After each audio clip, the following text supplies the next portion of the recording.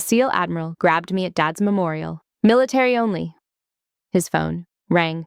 Let go of her. Now! The doors of the chapel were heavier than I remembered. I pushed through them sideways because my hands were full of a clutch purse and a folded program I had taken from a kid in dress blues at the curb, and I came into the back of the chapel 6 minutes before the service was supposed to start. The pews were 3/4 full.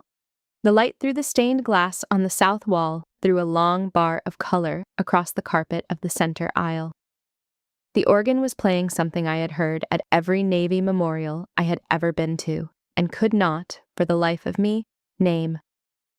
I stood there for a beat to let my eyes adjust to the dimness, and then I looked up the aisle, past the rows of dark suits and pressed uniforms, past the back of my mother's head in the front row, to the casket up by the lectern. It was open. I could see the line of his nose from 100 feet away. I had not seen my father's face in 3 weeks. The last time I had seen it, he had been alive and angry at a nurse for moving his glasses. I had come up the aisle for that face. I had flown most of the night for that face. I had walked through those heavy doors in the wrong shoes for that face. I started up the aisle. I made it 10 paces. He came out of the side of the apse like a man stepping out from behind a door he had been guarding for an hour. White service dress, 2 stars on each shoulder board. The shoulder boards were so clean and so pressed I could see the light bounce off them from where I was. He was about 6'2", 50 years old, jaw like a man who shaves it twice a day on principle, and he stepped right into my path and put his open hand up at the level of my chest. Not touching me yet, just blocking. "Ma'am," he said in a voice that had been used to give orders for so long it no longer remembered any other key. "Military personnel only past this point. Families up front, please step back." I said, "Sir, I don't care who you think you are." His hand closed on my upper arm. It was a firm grip, the kind of grip a man uses when he has decided he is in charge of a situation and is going to physically resolve it without further discussion. He started to turn me toward the back of the chapel, toward the doors I had just come through. I let my arm go limp under his hand. That is a thing they teach you eventually in a particular kind of training. The instinct of a body that is grabbed is to harden. If you harden, the man holding you can use your weight against you. If you go soft, the man holding you has to support your weight and his own, and his shoulder is the part of his body that gets tired first. I was not going to do anything with that softness. I just wanted him to feel how much of me he had decided to move. "Sir," I said, quietly, "let go." His grip tightened. The chapel had started to notice. I could feel the pews registering it the way a school of fish registers a shark at the edge of a reef. The Master Chief in the second row, a big older man in dress blues with a chest full of color, half rose from his seat. His wife's hand on his sleeve put him back down. The chaplain at the lectern, a commander I did not know, set down his notes very carefully and folded his hands. I looked at the man holding my arm. I had been holding worse than this since I was 22 years old. The trick is to breathe out before he expects you to. "Ma'am," he said. I said step back. His phone vibrated against his thigh. I felt it through his arm where his arm met his ribs. I watched his eyes flick down to the screen. I watched the screen change his face. 20 hours earlier, I had been standing in front of a hotel mirror at Joint Base Lewis McChord, trying to figure out whether to put on my service dress whites or a dress shirt and slacks for the flight south. The whites were on a wooden hanger in the closet, pressed by the hotel laundry the night before. The rank insignia gleaming on the shoulder boards, my warfare pin in place, the ribbon stacked correctly on the left chest. I had been in uniform every day for almost 20 years of my adult life. I knew how to put it on without thinking. The phone on the bedside table rang at 0730. "Mama," I said. "Renata. I'm getting ready." "Sweetheart, you sound like you have not slept." "I have not slept." "Don't fly tired." "I'm not driving, Mama, I'm flying. Other people are doing the part where you have to be awake."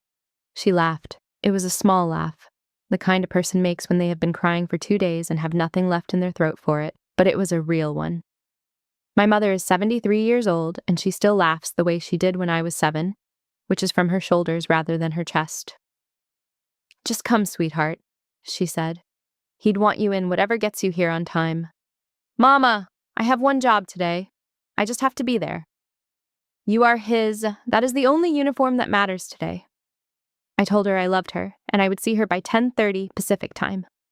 I packed the garment bag with the whites. I packed the carry-on with the shoes and the cover and a clean set of underclothes in case the weather did something to me. I put on the slacks and the dress shirt for the flight. I went down to the lobby. I asked for a cab to SeaTac. The desk clerk took one look at the radar on his computer and told me he could try. By the time I got to the terminal, every screen above the gates was red. The cancellation board had stopped trying to keep up. A weather system had closed the field for fog at 0500 and was not letting it back open.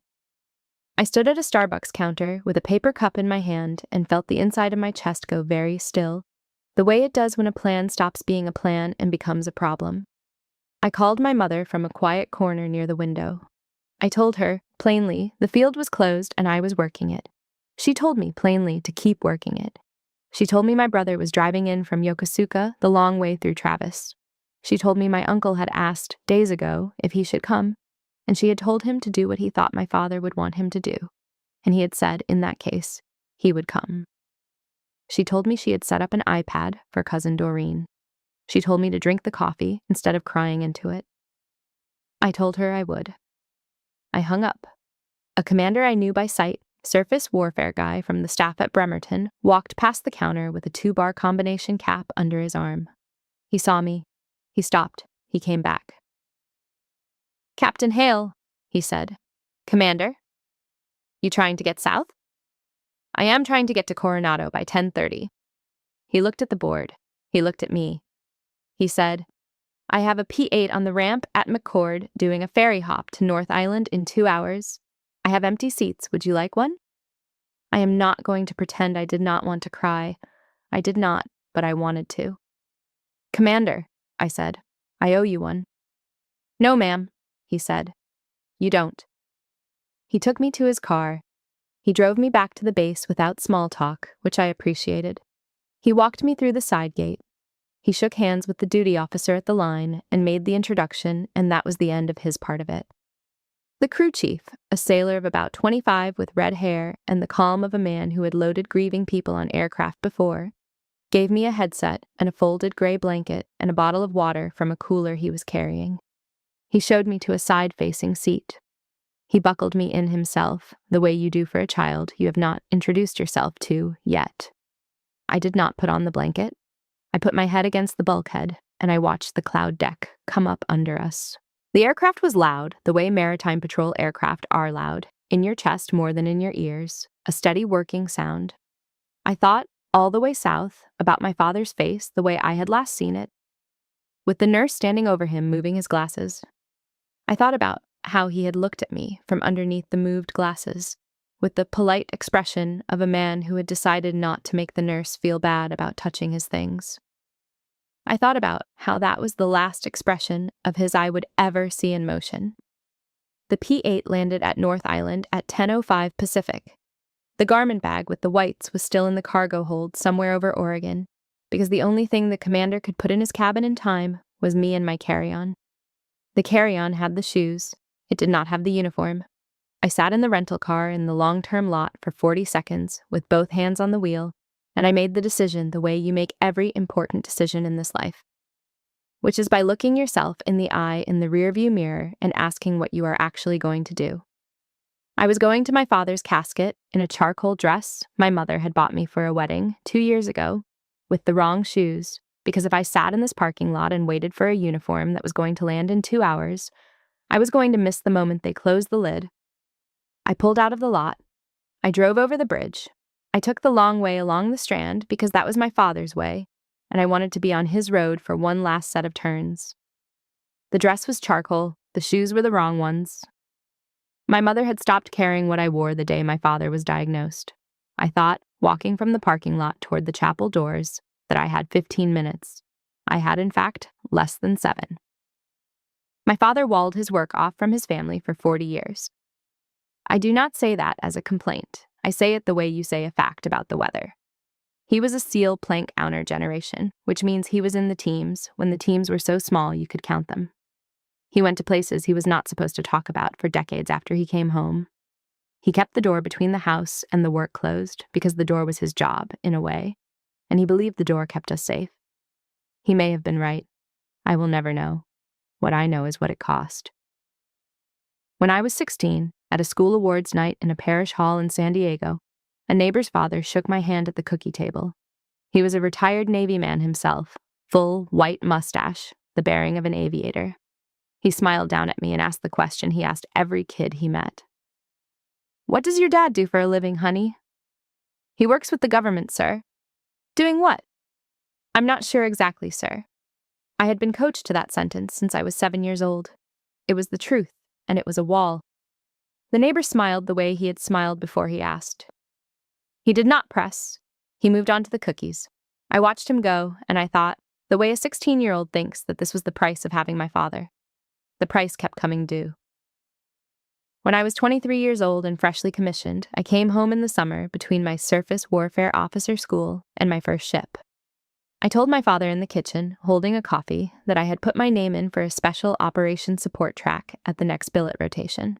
He set down his own coffee. He looked at me for a long beat, the way he looked at things he was thinking through.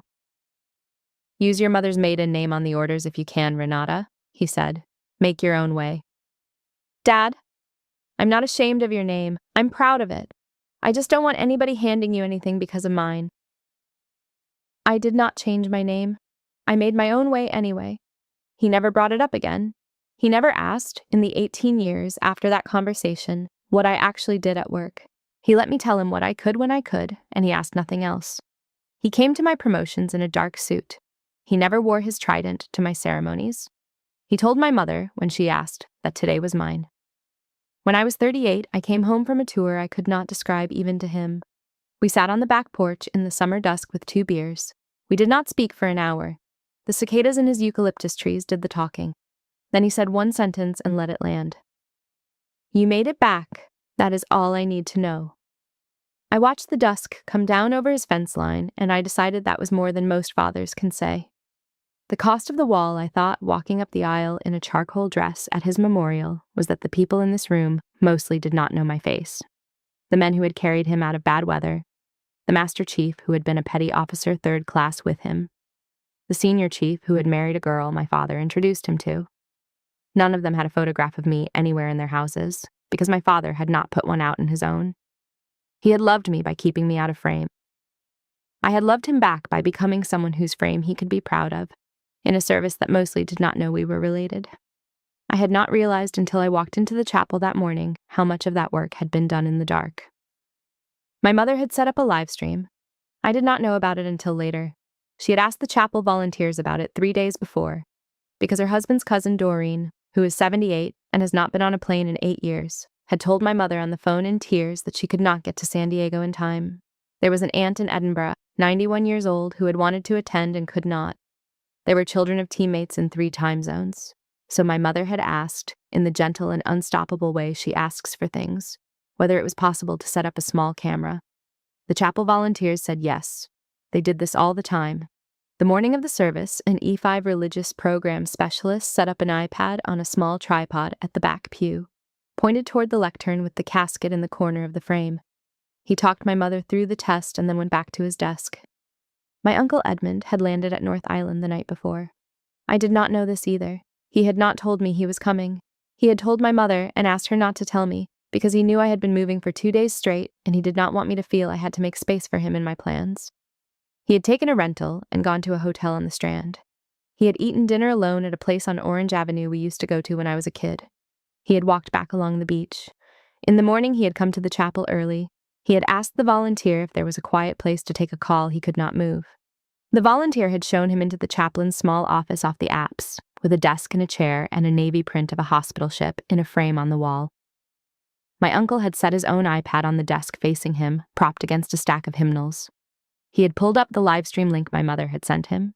He had been on his consultancy call for 19 minutes when I came in through the heavy doors at the back of the chapel.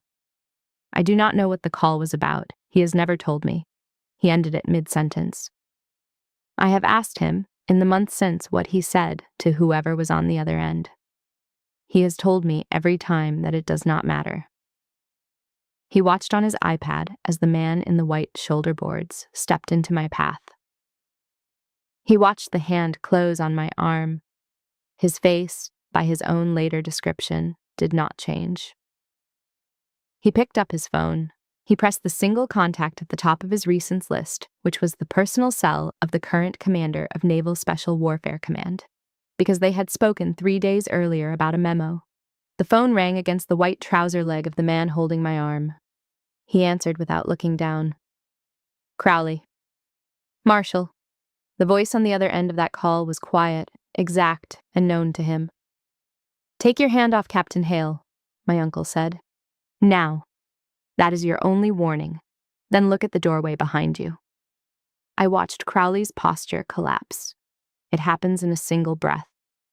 The shoulders that had been carrying his decision about me let it go, and the man inside the uniform realized, in real time, that he had been wrong about the situation, in a way that was going to follow him for the rest of his life. He turned, slowly, so he could see the doorway off the apse. My uncle was standing there, in a dark suit. No medals, no pin, no insignia anywhere on him. The phone still at his ear. He looked exactly like a man who had walked in off the street to bury a brother. Half the chapel knew him on sight. The other half put it together from the murmur that began in the second pew and traveled in both directions like a wave. I had not seen Edmund in 11 months. He looked at me. He did not nod. He did not smile. He waited. The chapel was now silent in a way only military rooms get silent. The honor guard at the casket had not moved. The chaplain had paused at the lectern with both hands folded. A senior chief at the back of the second pew had been about to sit back down after his wife's hand stopped him standing, and he had frozen with his weight off the wood, not committed to either standing or sitting. I could have let it go where it wanted to go. I will not lie about that. I considered it. There is a part of every person who has been treated wrongly that wants, in the second after, to see the wrong made loud. There's a part of every officer that knows exactly how loud a thing can be made by the right phone call in the right direction. I had the right phone call already in the doorway. I had a 4-star uncle who would have, in another version of this morning, walked across the chapel and finished a flag officer's career in front of 200 witnesses, and the witnesses would have nodded, and the flag officer would have deserved it. I did not want that. Not in that chapel, not at my father's casket, not in a dress my mother had bought me for a wedding. Crowley released my arm. He stepped back 1 pace. His hand dropped to his side. He looked at my face properly for the first time, and I watched his eyes find the bone structure of his late friend's brother in the shape of my own jaw. The color left his face in a single wash. I had seen color leave a man's face before.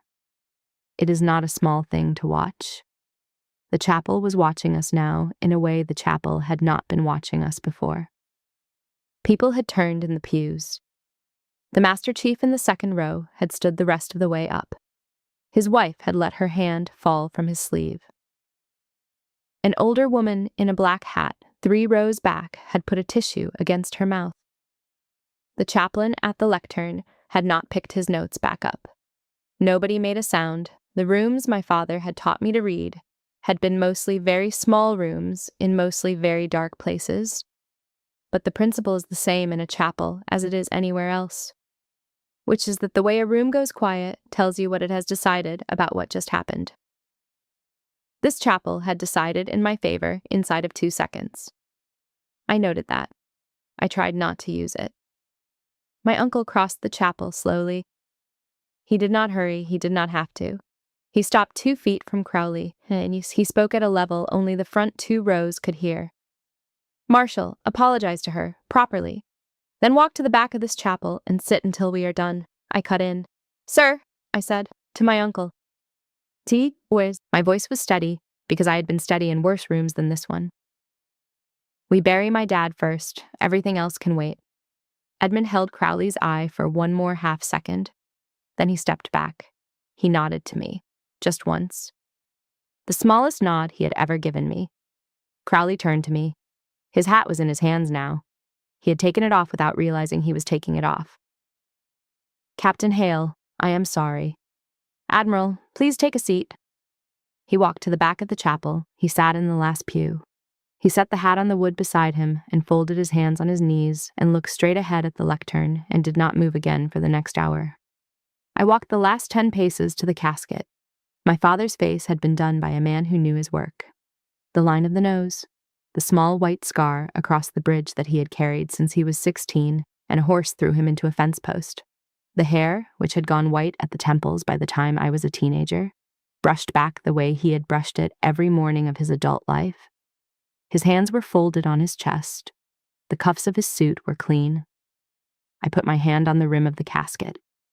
I did not speak to him. I had said everything I needed to say to him 3 weeks ago in a hospital room at 02:30 in the morning, when he had been awake for the last hour of his life, and we had agreed, without either of us using the words, that this was the goodbye. There was nothing to add. Standing over him, in a charcoal dress, in the wrong shoes, with a chapel full of men he had trained and women who had buried husbands he had served with, I just kept my hand on the wood, and I thought about how his face had looked in that hospital room when he had finally let himself stop pretending he was going to walk out of it. The chapel finally remembered to breathe. I went back to the front row. The chaplain stepped to the lectern. I sat down between my mother and a man I had not seen since Christmas. My brother Bridger Hale, 38 years old, lieutenant commander, Navy supply officer, was just off a flight from Yokosuka. He was in his service dress, blues. The blues had been pressed by a woman in a small shop near the base in Japan 3 days ago, and they still held the seams. His ribbons were stacked correctly on his left chest. His warfare pin caught the light from the stained glass behind him. He did not turn his head when I sat down. He put his hand on top of mine for a beat, the way he had done since we were children, palm warm, no squeeze.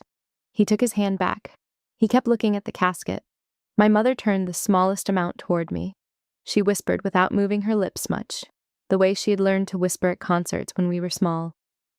"Was that Edmund?" "Yes." Then he handled it. She faced front again.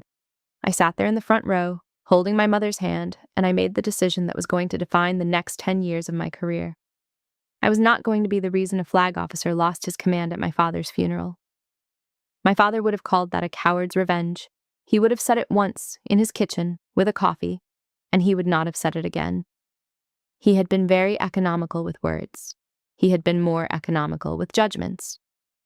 When he had passed one down, it had stuck to the inside of your skull, the way a brand sticks to leather. I thought about him at my commissioning. Annapolis, May of 2006. He had been in a dark suit. He had refused to wear his trident pin. I had asked him on the morning of the ceremony, in the bathroom mirror over his shoulder, why he had left it in the drawer at home. He had said, "Because today is yours, Renata." I thought about him on the porch with the beers, asking what I had been doing in the months I had been gone, and how he had stopped asking after the one time I had said I could not say. I thought about him in the hospital room at 02:30. The chaplain began the service. He spoke for 6 minutes. He was a good chaplain. He had not known my father, but he had read about him enough to know what not to say.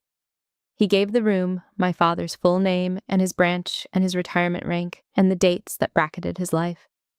He did not list operations. He did not list awards. He let what my father had been be a private and complete thing, and he handed the room over to my father's old teammate. Eskil Lundgren walked to the lectern from the second pew. 75 years old, white hair cut close, retired Master Chief, in a suit and not in uniform because he had retired from the uniform a long time ago, and he did not feel the need to put it back on for the day. He gripped the sides of the lectern the way men of his generation grip a lectern. He did not look at his notes. Cal Hale, he said, was the kind of man who could fix a transmission in a parking lot, and would. A small laugh moved through the front 3 rows. He was the kind of man who would lend you a tool and not ask for it back. He was the kind of man who would lend you $1,000 and ask for it back because he wanted you to feel the weight of paying it. He was the kind of man who would teach a younger man how to do a thing properly, and then watch him do it wrong twice, and then walk away and let him figure it out, because Cal believed you only learn things the way you learn them when you had cost yourself a little something. Lundgren stopped. He looked at my mother. He looked at me. He looked at the casket. Cal taught me the loud men in the world are almost never the ones to fear. I have lived by that for 48 years. It has been correct every single time. He stepped back from the lectern. I stood up. I walked the 7 paces to the lectern. I did not look at the back of the chapel. I did not look at Crowley in the last pew. I looked at my father. My father had hands you could read like a map. That is what I said. I had not planned it. I had not written remarks. I had been planning, in the car on the way down the Strand, to talk about him the way the room would expect a daughter to talk about a father, with the soft and slightly formal language people use at memorials, which is the language of greeting cards, and is, in its way, a kindness. I had been planning to be brief. I had been planning to sit back down. When I got to the lectern, and I looked at him, I said the thing that came up out of my chest instead. My father had hands you could read like a map. There was a thin white line across the back of his left thumb from a piece of glass in a kitchen window in 1989.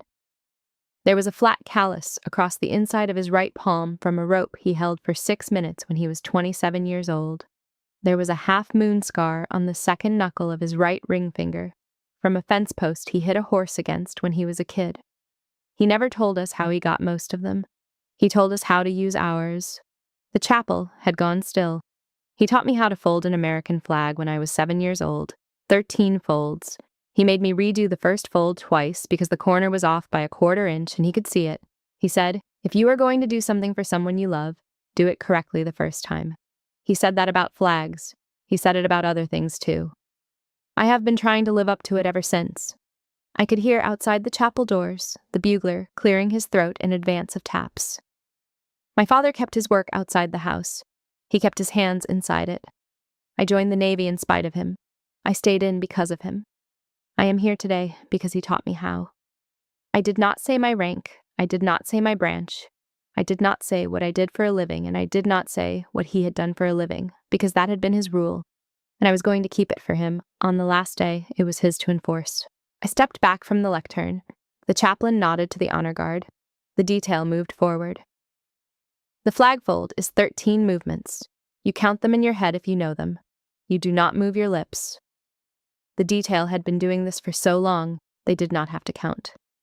2 sailors at either end of the flag, their hands precise, the cloth tightened with one slow draw across the casket, then folded, then folded, then folded.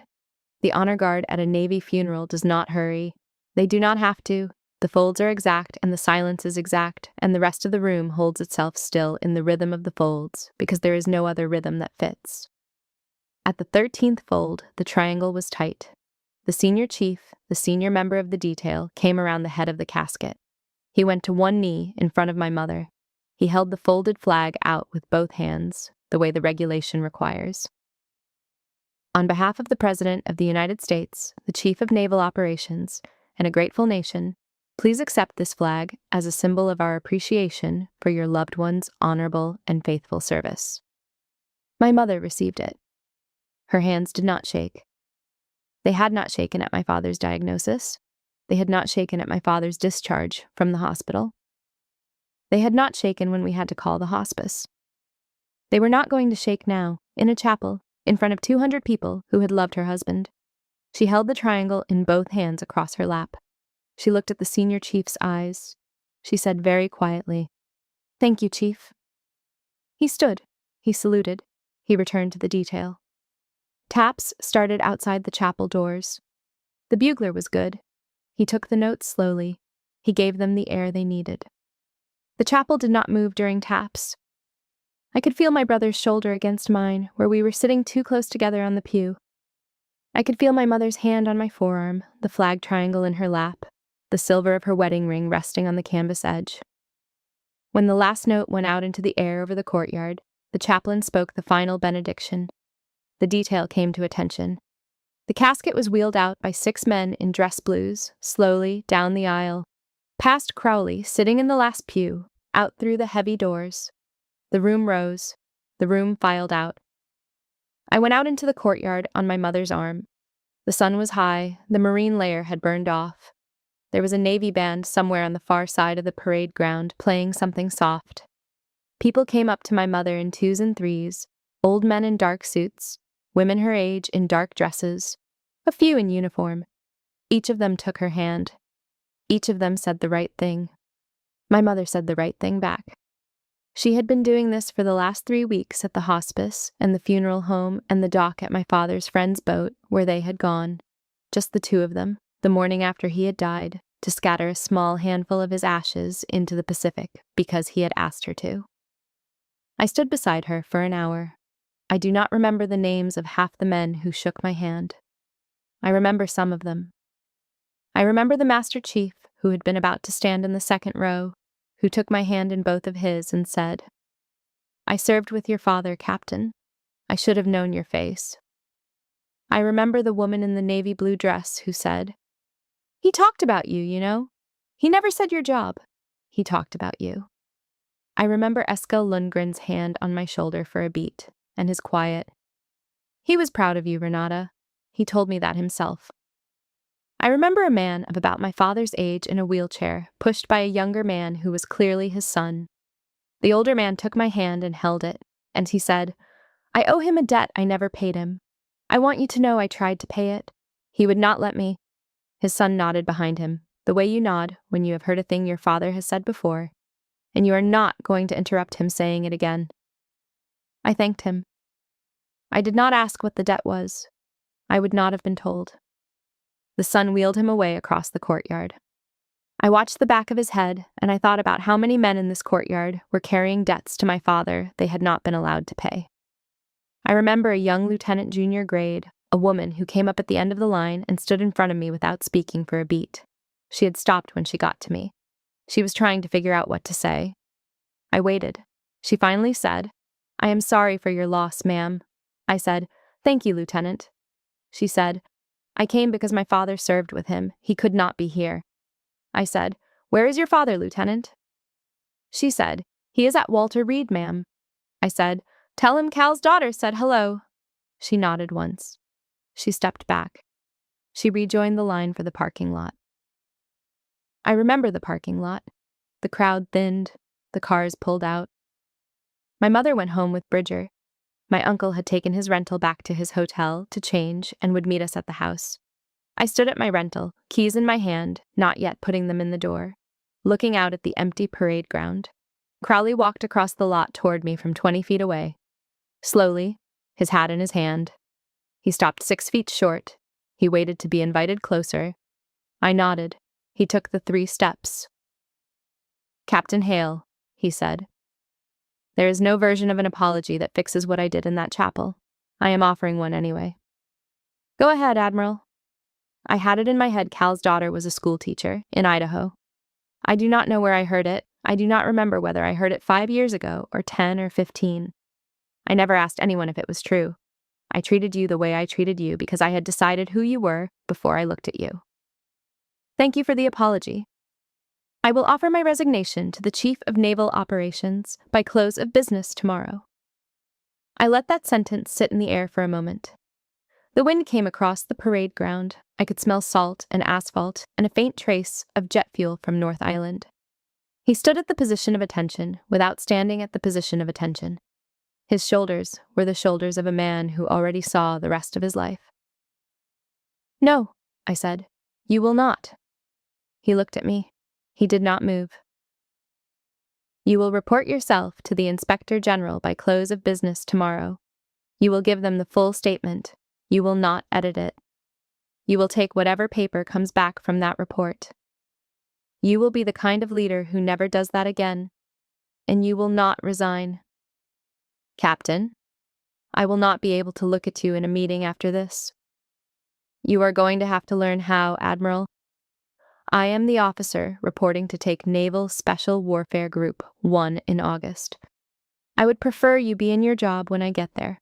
I would prefer you to remember this conversation every single day until I do." He absorbed that. He did not say anything for a long beat. Then he stepped back 1 pace and he came to the position of attention. Properly. The way a man comes to the position of attention when he is acknowledging an officer he has wronged. He saluted. He held it. I returned the salute. He dropped his hand. "Aye, Captain," he said. He turned. He walked to his car. He got in.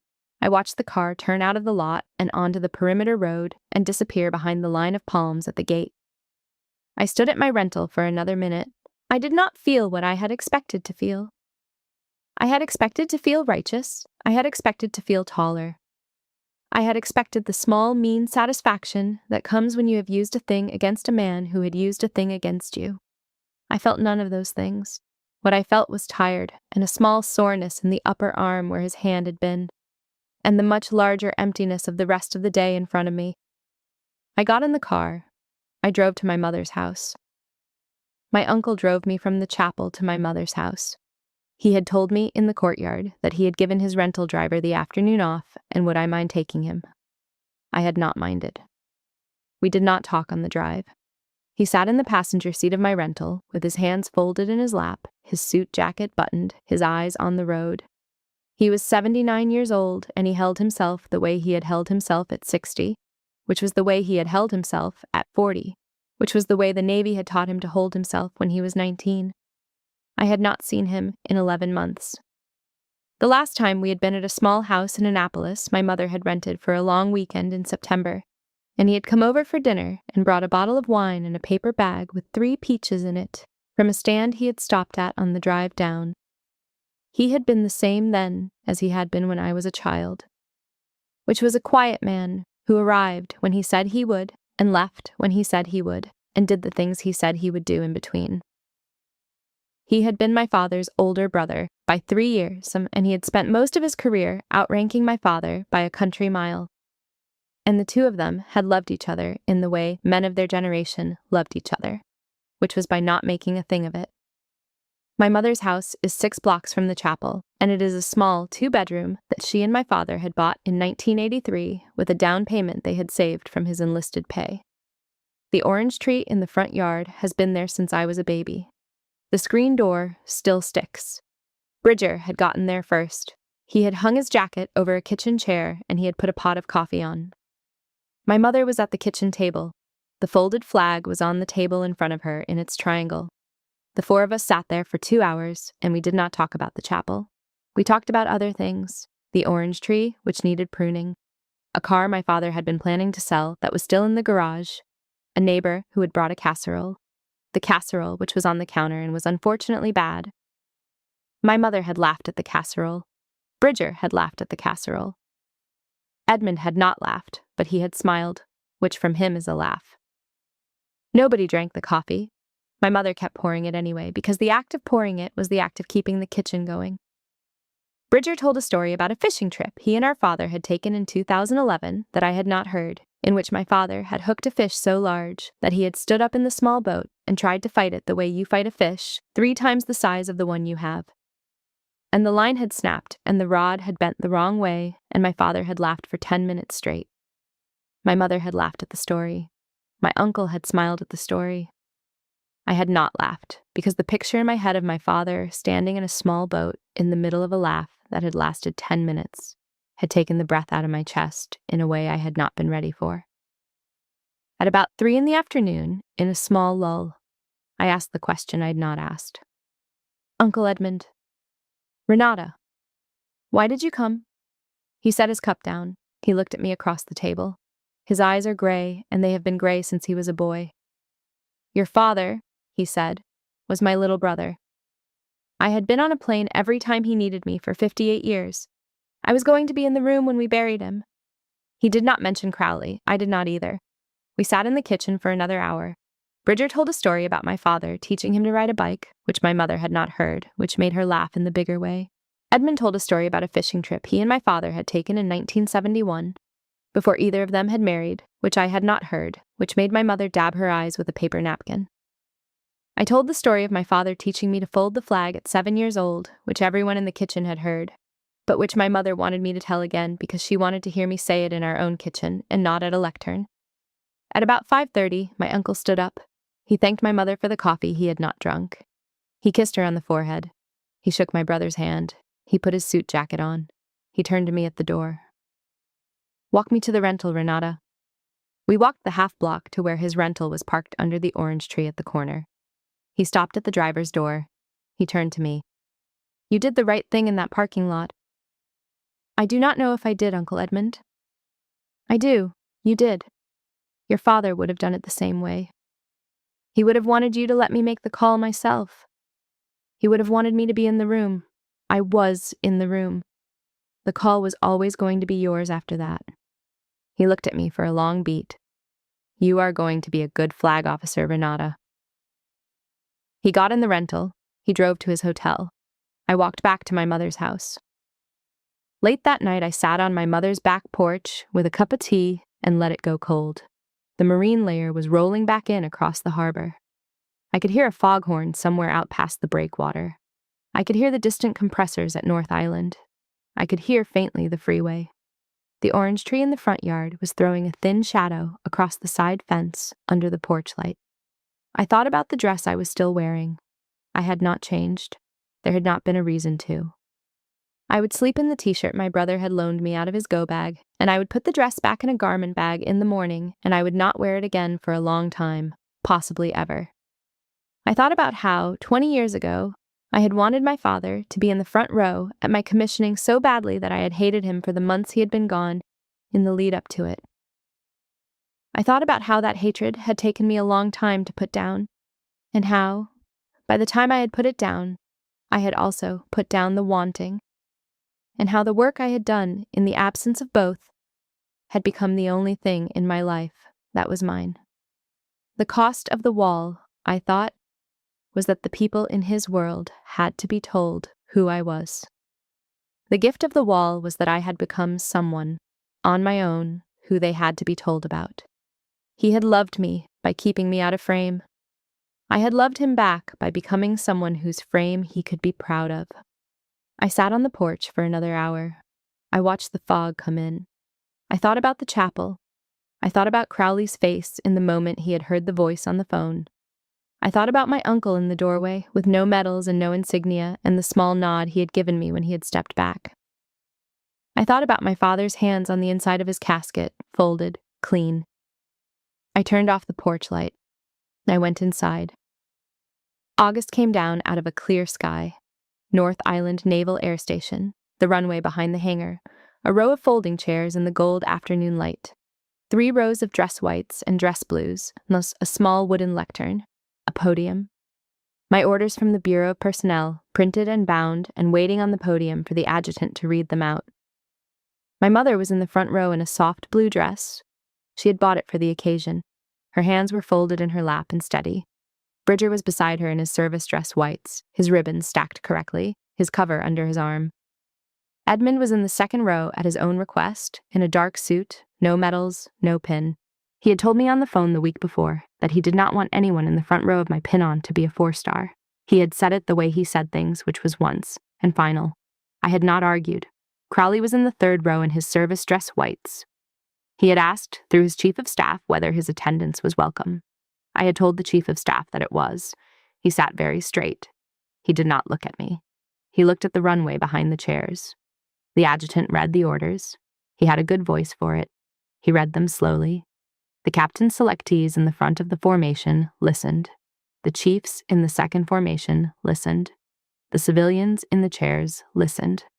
There is a particular silence at a reading of orders that I had heard at every promotion ceremony I had ever attended and had never been the subject of, and standing inside that silence for the first time at the level of a flag was a quiet I had not been ready to feel. The captain in front of me, the outgoing presider, called me forward. My mother stood up. Regulation allows family. She walked the 4 steps to where I was standing.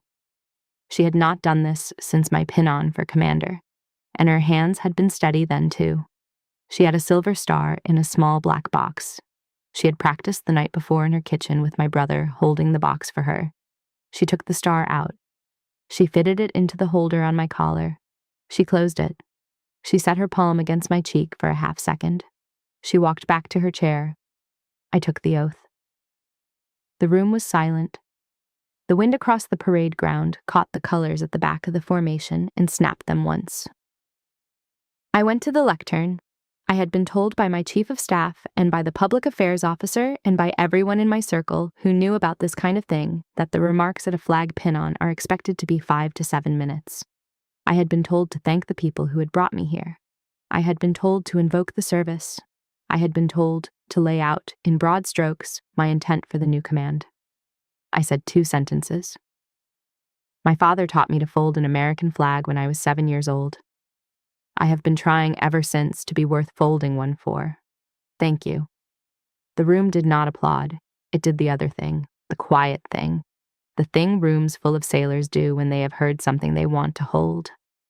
The ceremony closed, the colors retired, the adjutant called us out. I shook hands for an hour. My mother stood beside me. Bridger ran interference. Edmund stayed in the second row until almost everyone had filtered through, and then came up and put his hand on the back of my shoulder for a beat and said, "Your father would have been proud of those 2 sentences, Renata," and walked away to find his rental. Crowley waited for the line to thin. He came up at the end. We stepped into the lobby of the hangar in front of a window that looked out across the runway to the bay. He stopped 2 paces away. He did not put out his hand. I did not either. "I am glad it is you taking Group 1, Admiral. I am glad you are still in your job, Admiral." Neither of us was lying. He stepped back. He saluted. I returned it. He walked to his car. I drove north along the coast that afternoon. I stopped at the cliff above the cove where my father had swum in the years before. They had locked the beach down for training. The cove is small. The water in it is colder than the water on either side of the headland. There is a narrow path down to the sand that takes about 10 minutes to walk and twice that to come back up. He had taught me to swim there when I was 4 years old. He had taught Bridger to swim there when Bridger was 4. He had walked out of that cove 3 times a week for 30 years of his life until they had locked it down, and then he had stood at the top of the cliff sometimes at sunset and looked at it and not said anything. I stayed on the cliff for an hour. The surf came in. The light went gold, and then went bronze, and then went the color the Pacific goes in late August, which is a color I do not have a name for, and have stopped trying to find one for. I thought, sitting up there, about how he had taught me the first thing he ever taught me about water, which was that the ocean is not interested in you, and that the moment you start believing it is, you are in trouble. He had said the same thing about people. He had said it the same way. He had been wearing the same battered tan ball cap both times. He had said it once, and he had not repeated himself. He had let me figure out, on my own, that the principle traveled. I thought about Crowley in the 3rd row that morning, about how he had sat there in his service whites, not looking at me, looking at the runway, doing the thing my father had taught me a man should do when he had wronged someone, which is to sit in the room without looking for forgiveness and let the wronged person decide what the room is going to be. He had done it correctly. He had not asked for credit for doing it correctly. He had not earned credit for doing it correctly. He had just done it. I drove home along the Strand. The taillights of the cars in front of me made a line of red dots all the way to the bridge. I had the window down. The air smelled of kelp and asphalt and the small, clean salt smell that the Pacific gives off when the marine layer is rolling back in. I drove the way my father had driven, which was with both hands on the wheel and the radio off. If you have ever stood in a room where someone has decided who you are without asking, and you have had to choose. In the next second, between making them pay and letting the moment end correctly, I want to tell you something my father told me when I was 23 and very angry about the world. He told me that the people who get loud about being wronged are usually the people who have been wronged the least. He told me that the people who have been wronged the most learn, early, that the price of getting loud is paid by everyone in the room except the person who wronged you. He told me that the dignity of the people sitting beside you is worth more than the satisfaction of making the man across from you pay. He told me, finally, that doing a thing correctly the first time means not having to do it again, and that the correct version of being wronged in public, almost always, is to let what was supposed to happen anyway, and to handle the man on your own terms later. I did not understand any of that when I was 23. I understood most of it by the time I was 35. I understood all of it, completely, in the parking lot of a chapel on Naval Amphibious Base Coronado, in a charcoal dress in the wrong shoes, watching a man I had every right to end walk to his car under his own power. If you have ever had to make the same choice, I see you. The choice not to detonate is harder than the choice to detonate. It is worth more. It is the one my father would have called doing it correctly the first time. He was right about most things. He was right about that.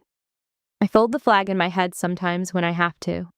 13 folds. The corner has to be exact on the first one. If you get the first one right, the rest take care of themselves.